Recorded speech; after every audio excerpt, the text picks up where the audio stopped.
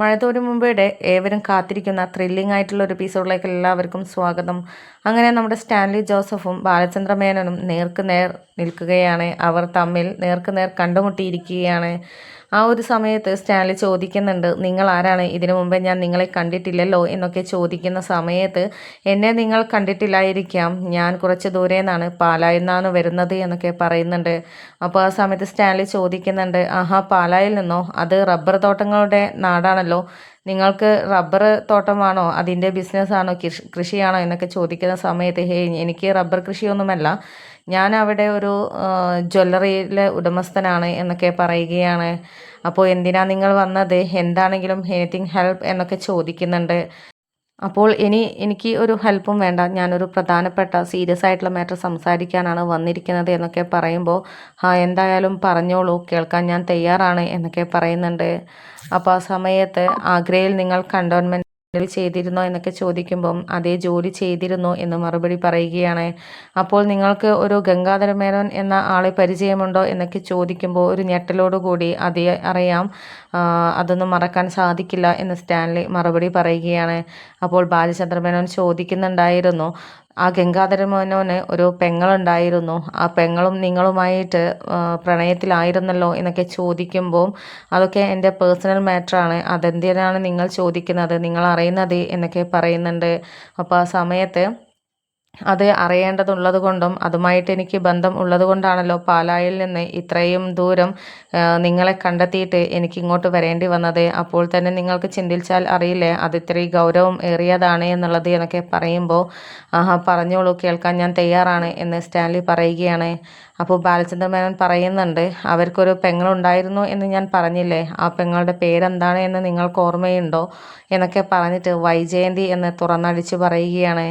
അതൊരു ഞെട്ടലോട് കൂടിയാണ് സ്റ്റാൻലി കേട്ടു നിന്നത്. എന്നിട്ട് ബാലചന്ദ്രൻ്റെ മുഖത്തേക്ക് തുറിച്ചു നോക്കുകയായിരുന്നു.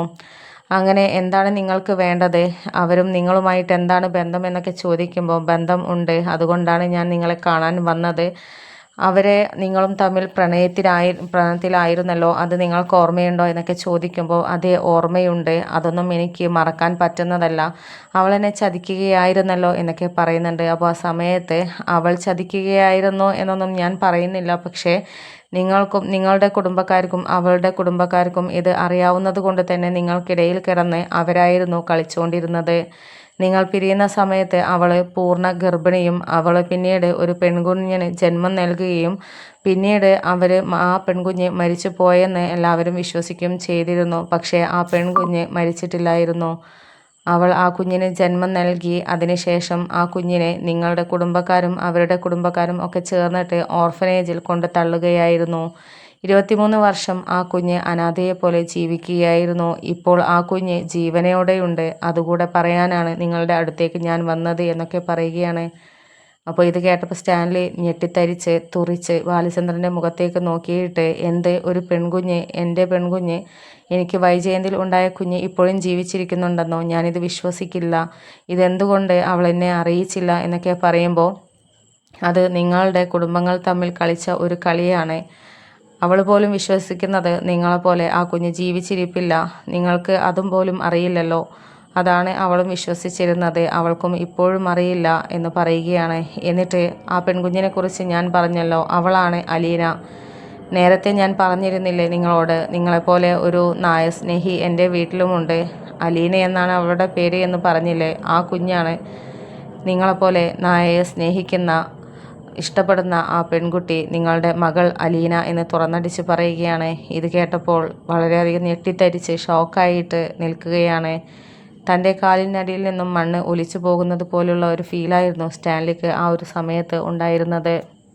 ആ ഒരു സമയത്ത് ബാലചന്ദ്രൻ പറയുന്നുണ്ട്, എന്തൊക്കെ നിഷേധിച്ചാലും ആ ഒരു കുഞ്ഞിനെ നിങ്ങൾക്ക് നിഷേധിക്കാൻ ഒരിക്കലും പറ്റത്തില്ല, അതുകൊണ്ട് അതിൻ്റെ പിതൃത്വം നിങ്ങൾ ഏറ്റെടുത്തേ പറ്റൂ എന്ന് ബാലചന്ദ്രൻ തറപ്പിച്ച് പറയുന്നുണ്ടായിരുന്നു.